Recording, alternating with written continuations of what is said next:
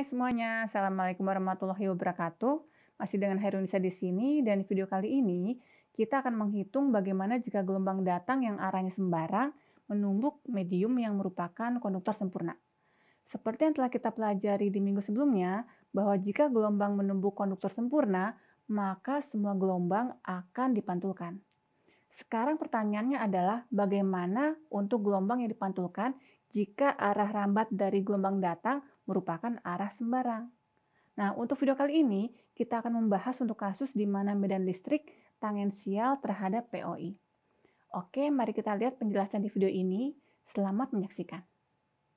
Yang pertama kali harus kita lakukan adalah menentukan arah rambat dari gelombang datang yang ditandai dengan notasi vektor beta I dan juga arah rambat dari gelombang pantul yaitu vektor beta R.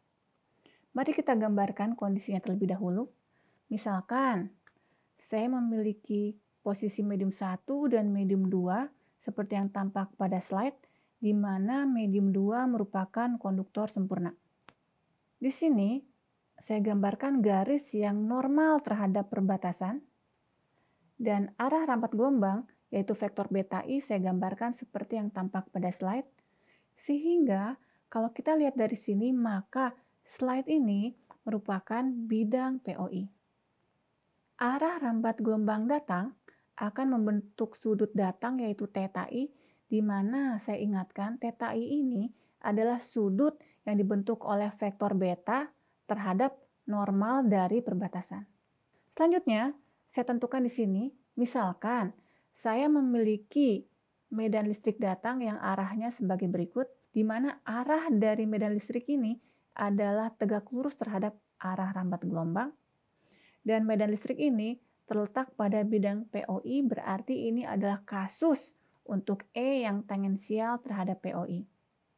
Sesuai dengan aturan P sama dengan E cross H, maka medan magnet yang datang memiliki arah keluar dari slide, di mana medan magnet yang datang ini diberi notasi HI.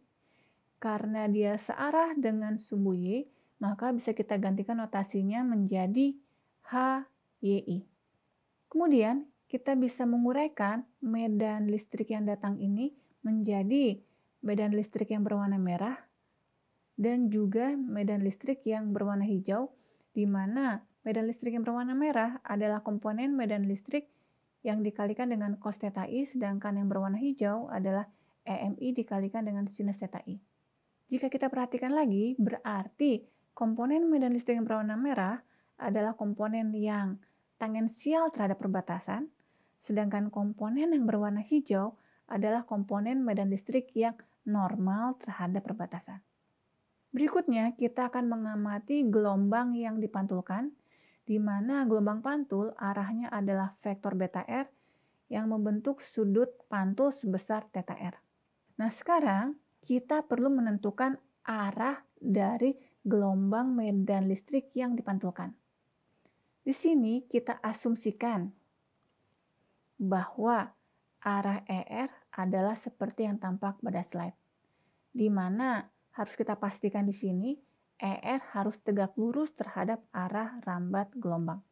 Kemudian, dengan ER seperti yang tampak pada slide, maka medan magnet yang dipantulkan arahnya adalah keluar dari slide.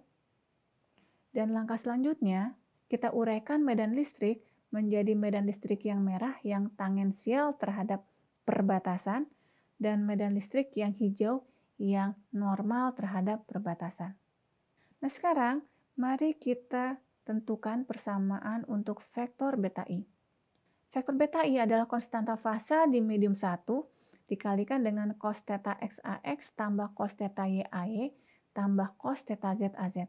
Sekarang kita lihat, theta X adalah sudut yang dibentuk oleh arah rambat gelombang datang terhadap sumbu X, berarti adalah sudut yang berwarna hijau ini. Yang besarnya adalah 90 derajat dikurangi theta I. Sedangkan theta Y adalah sudut yang dibentuk oleh arah rambat gelombang terhadap sumbu Y, berarti sudutnya adalah 90 derajat. Sedangkan theta Z adalah sudut yang dibentuk oleh arah rambat gelombang terhadap sumbu Z, yang itu besarnya adalah yang merah ini, yaitu theta I. Sehingga vektor beta I dapat kita tuliskan menjadi beta 1 dikalikan cos 90 derajat minus theta I AX ditambah cos 90 adalah 0 dan ditambah lagi dengan cos theta I AZ. Dengan kata lain, vektor beta I sama dengan beta 1 dikalikan dengan sinus theta I AX tambah cos theta I AZ. Selanjutnya, kita akan melihat bentuk dari vektor beta R, di mana beta R adalah konstanta fase di medium 1 juga dikalikan dengan cos theta X, AX tambah cos theta Y, AY, dan selanjutnya. Di mana cos theta X adalah sudut yang hijau ini, yaitu 90 derajat minus theta R. Theta Y adalah sudut yang dibentuk oleh arah rambat gelombang pantul terhadap sumbu Y yang besarnya 90 derajat, sedangkan theta Z adalah sudut yang berwarna merah ini yaitu besarnya theta R. Jadi bisa kita tuliskan, vektor beta R adalah konstanta fase di medium 1 dikalikan cos 90 derajat minus theta R AX ditambah cos theta R AZ. Sehingga persamaan sederhana dari vektor beta R dapat kita lihat seperti pada slide. Namun, apabila kita cek lagi, ternyata kita melakukan kesalahan jika kita mengatakan vektor beta R persamaan seperti yang tampak pada slide. Harus kita ingat bahwa vektor beta menandakan arah rambat dari gelombang. Nah, kalau kita lihat di slide, untuk gelombang yang dipantulkan, arah dari vektor beta R, mari kita lihat kembali ke slide. Arah rambat dari vektor beta R pada dasarnya merupakan superposisi ke arah sumbu X positif. Kenapa ini adalah X positif? Bisa kita lihat dari arah sumbu X. Dan superposisi arah Z negatif. Dengan kata lain berarti untuk notasi vektor beta R yang di depan arah AZ harus kita ganti menjadi negatif. Dan ini adalah penulisan vektor beta R yang benar. Selanjutnya, kita akan melihat persamaan untuk medan listrik. E yang ada di medium 1 berarti adalah E yang datang ditambah E yang mantul. Di mana E yang datang persamaannya adalah EMI dikalikan E pangkat minus J beta I dot R. Dan E yang mantul persamaannya adalah EMR dikalikan dengan E pangkat minus J beta R dot R. Vektor beta I dan vektor beta R telah kita hitung di slide sebelumnya dan sudah kita dapatkan persamaan seperti yang tampak pada slide. Selanjutnya, saya tekankan sekali lagi, ternyata untuk kasus E yang tangensial terhadap POI, medan listrik yang datang maupun yang mantul dapat diuraikan menjadi medan listrik yang merah yaitu yang tangensial terhadap perbatasan dan medan listrik yang hijau yang normal terhadap perbatasan. Kenapa harus kita uraikan? Karena kita ingin mencari hubungan antara E yang datang dan E yang mantul dengan menggunakan syarat batas. Selanjutnya kita lihat E total di daerah 1 untuk komponen yang tangensial terhadap perbatasan. Dengan kata lain kita lihat E yang merah. Kalau kita lihat di gambar berarti ada E yang merah karena gelombang datang yang notasinya adalah positif dan ada E yang merah karena gelombang pantul yang notasinya adalah negatif karena arahnya berlawanan dengan arah sumbu X positif.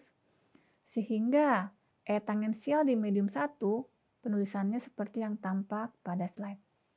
Sedangkan untuk E yang normal, kalau kita lihat, berarti ada E yang normal karena gelombang datang, yang notasinya adalah negatif karena berlawanan arah dengan sumbu Z positif.